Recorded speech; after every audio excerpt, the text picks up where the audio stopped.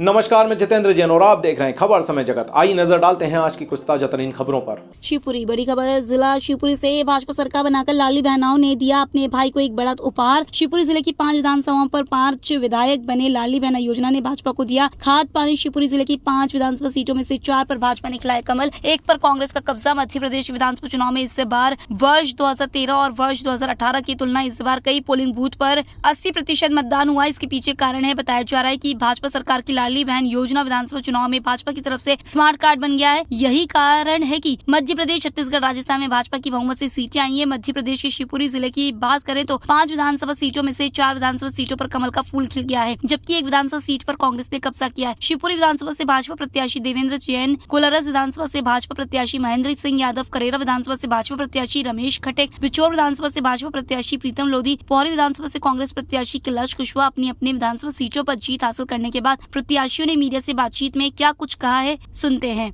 प्रीतम भाई, 30 वर्ष के बाद पिछोर में भाजपा जीती है। 2 बार से आप कम अंतर से हारते आ रहे थे, इस बार आपने प्रचंड जीत दर्ज की है, क्या कुछ कहेंगे? हमारे अध्यक्ष जी ने आपको अवगत करा दिया है सारी बातों का।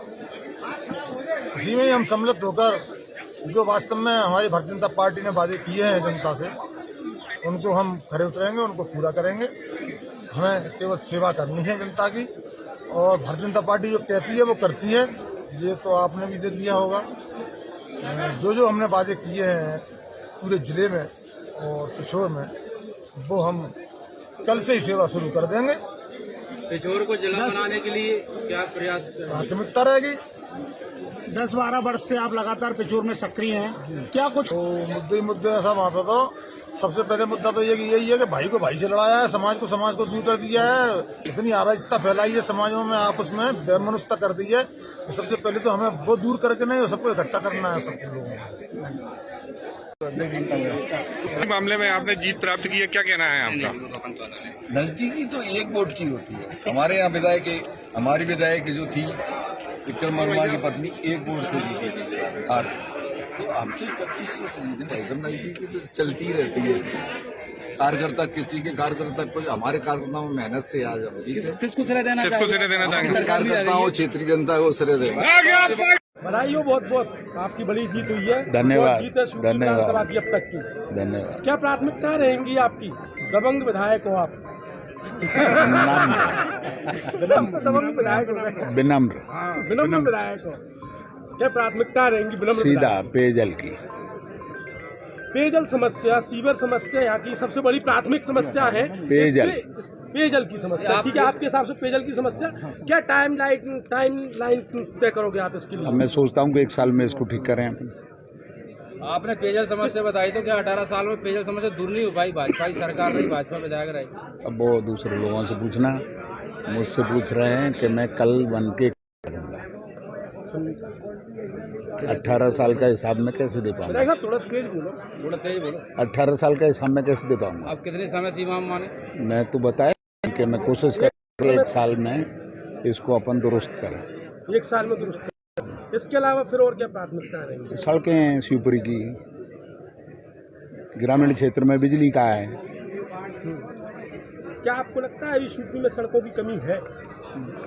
गलियों में हाँ, मतलब नगर पालिका कुछ तो मंजूर हैं,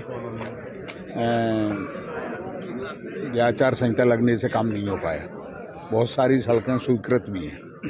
यहाँ के युवाओं का बड़ी रोजगार को लेकर आपकी धारणा? अब मैं सोचता हूँ कि बुद्धिजीवियों की 100 के 1 आदमियों की बैठक बुलाई जाए, क्योंकि मेरी समझ के बाहर है। मैं कोलारस MLA फार्म का जो है पास में नदी है, माने पानी पर्याप्त, 2 4 लाइनें हैं, कड़ोरा रेल लाइन 1 लैंड पर्याप्त 2020 जमीन हमने सरकार 1 कोटा रोड पे भी मैंने ट्रांसफर कराई, वो है केवल 70 है। पति लगाने नहीं आया, अपन जबरदस्ती तो बुला नहीं सकते। यहाँ के जो बेरोजगार हैं को स्वयं का रोजगार मध्य प्रदेश गवर्नमेंट भी और सेंट्रल गवर्नमेंट भी विभिन्न जो सॉस और उसका कहते हैं अपन पेस्ट टमाटर का 8% तक सब्सिडी है उसमें। उसके बाद अपना स्वभाव बना कि केवल सर्विस में जाना, माने 1 करोड़ का प्लांट लगाओगे आपका कुल 20 लाख रुपया खर्च हो रहा है और वो भी बैंक फाइनेंस करेगा। उसके बाद अपन काम नहीं कर रहे। विधायक जी, शिवपुरी में स्मैक की प्रवृत्ति बढ़ रही है। बिल्कुल राइट। स्मैक के लिए आप उसके लिए आप जो भी सुझाव देंगे मैं वो सब कुछ करूंगा। अच्छा विधायक साहब, सख्त से स्मैक खुद को ना पड़े कहीं भी। बिल्कुल राइट। विधायक साहब, आपके विधानसभा क्षेत्र में नेशनल पार्क है, पर्यटन नगरी के रूप में शिवपुरी को विकसित करने के लिए बड़े प्रयास कर रहे हैं, चल रहे हैं। अब 5 साल तक आपके हाथ में कमान है इस शिवपुरी की, प्रयास रहेंगे के रूप में विकसित करने की शिवपुरी को। अपन चाहेंगे कि विकास हो। वैसे नेशनल पार्क का जो मामला है गवर्नमेंट से ज़्यादा संबंध है। बाकी अपन चाहेंगे कि विदेशी पर्यटक यहाँ आए, जिससे अपने रोजगार यहाँ के लोगों की आमदनी बढ़े। रोजगार जब भी बढ़ेगा जब टूरिस्ट ज़्यादा मात्रा में आएंगे। सीएम की सभा में मैया के रास्ते को लेकर के घोषणा की गई थी, उस पर कितना अमल होगा?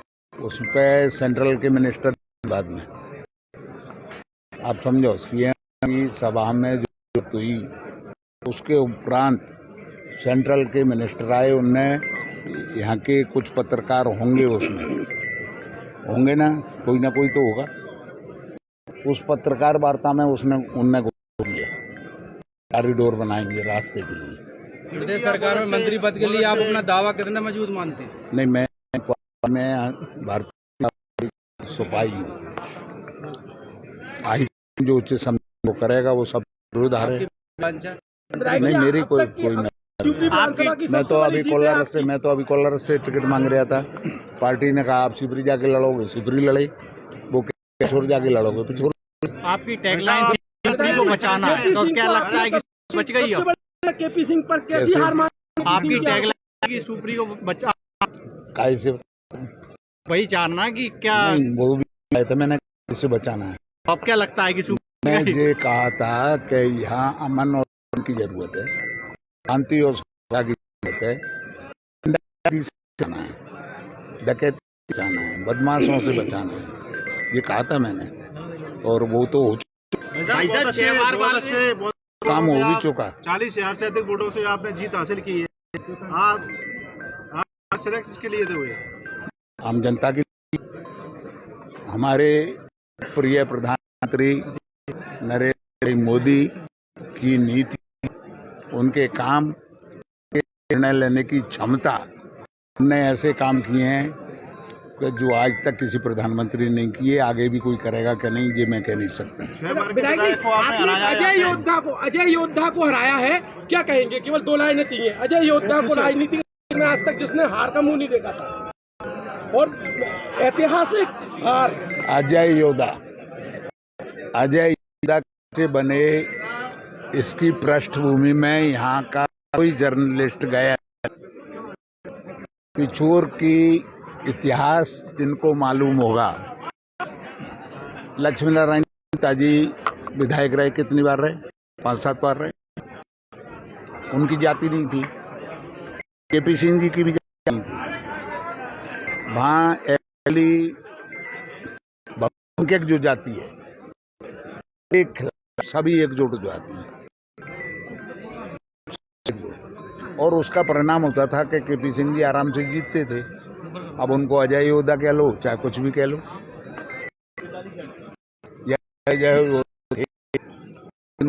हार का सामना शिवपुरी में किया। 80 पोलिंग पिछोर तय की, जो उनके प्रभाव क्षेत्र के माने जाते हैं, उनके गाँव में रहते हैं। उन पोलिंग्स में बांगा अलग से उन 80 पोलिंग लगभग मैं 10,000 वोट से जीता हूँ। आपकी जीत हो या उनकी हार? ऐतिहासिक जीत है, काफी बड़ी जीत है, किस तरह से लेते हैं इसको? क्या प्राथमिकता रहेंगी अब आपकी क्षेत्र के लिए? तो भारतीय जनता पार्टी की तरफ तीनों राज्यों में हुई है और मध्य प्रदेश में तो और ज़्यादा से ज़रूरत से ज़्यादा हुई है। सबको सभी न्यूज़ चैनल भी बता रहे थे और लाडली बहना और तमाम सारी ऐसी योजनाएं जो आदरणीय शिवराज सिंह जी ने और आदरणीय मोदी जी ने जो गरीबों के हित में चालू कर रखी थी, उनका ही नतीजा आज है कि जो हमारे 3-3.5 साल से आदरणीय ज्योतिरादित्य सिंधिया जी और शिवराज जी का जो मिलन हुआ है, उस कारण से एक जो बड़ी शक्ति तैयार हुई है इस प्रदेश में, उसी का कारण है कि आज हम लोग जो है 2-5-10 हज़ार से नहीं 50-51 हज़ार से चुनाव जीते हैं। ये उन दोनों की मिलने से जो ताकत बनी है, उसी का नतीजा है कि आज हम लोग इतने वोटों की। आपकी प्राथमिकताएं क्या रहेंगी? प्राथमिकताएं क्या रहेंगी आपकी? प्राथमिकताएं क्या रहेंगी आपकी विधायक बनने के बाद कोलारस क्षेत्र के लिए? जितना ईमानदारी से और अच्छे से जो सरकार की योजनाएं हैं, हमारे मंत्रिमंडल जो नई नई योजनाएं लाएगा, अच्छी योजनाएं बनाएगा, मोदी जी की योजनाएं आएंगी, उनको धरती पर उनका नीचे सही से लोगों तक पहुंचे, कर्मचारियों उनको परेशान ना कर पाए, उनको उसका लाभ पहुंचे, अंतिम छोर के व्यक्ति को लाभ पहुंचे, इसकी पूरी निगरानी करना।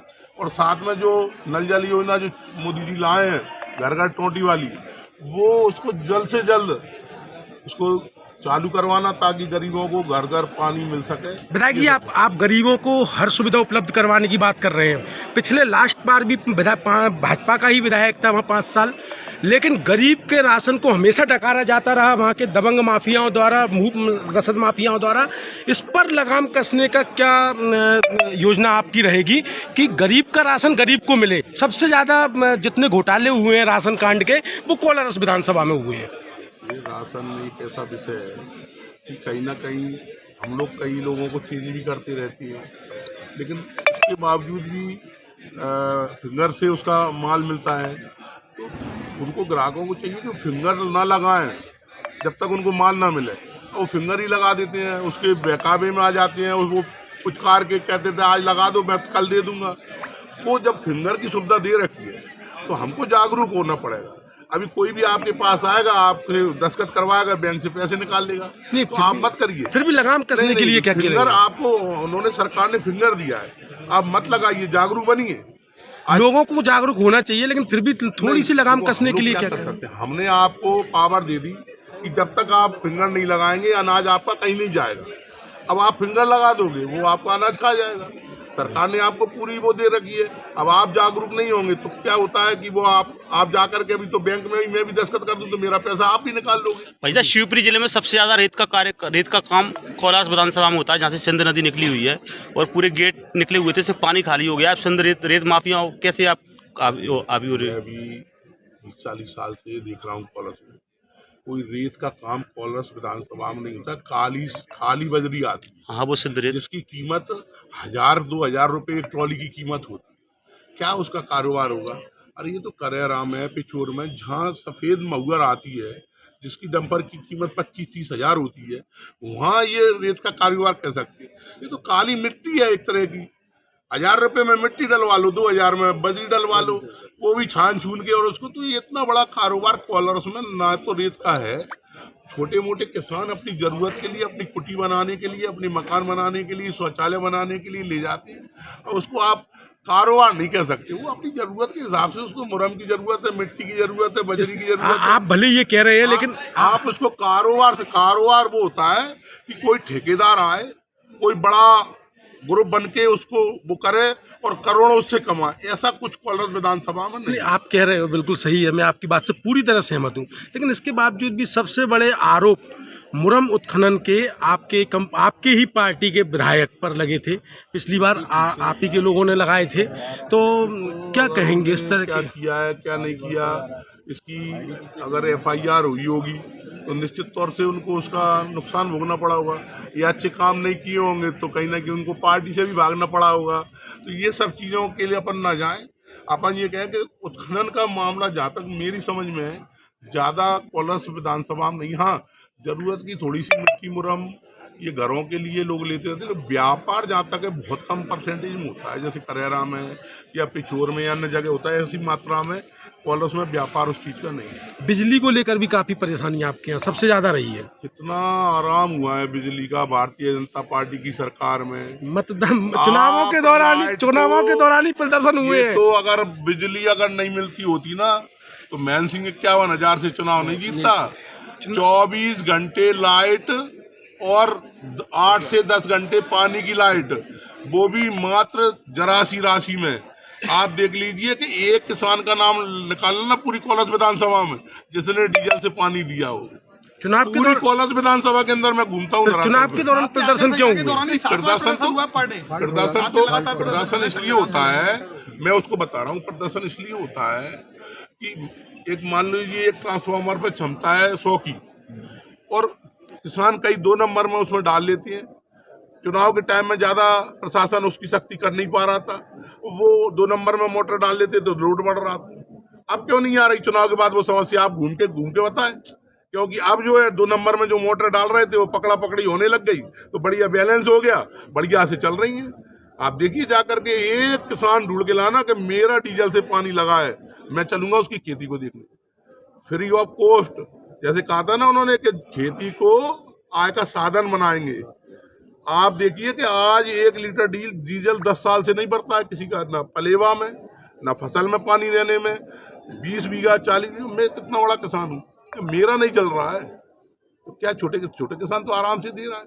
अब इतना है कि उसको लगता है कि मुझे 8 घंटे मिलनी थी, कभी फॉल्ट हो गया, कभी पानी बरस गया, कभी कुछ हो गया तो 7 घंटे मिल गई, 6 घंटे मिल रही है। लाइट की कोई कमी नहीं है, लाइट की व्यवस्था सुचारू रूप से चल रही है।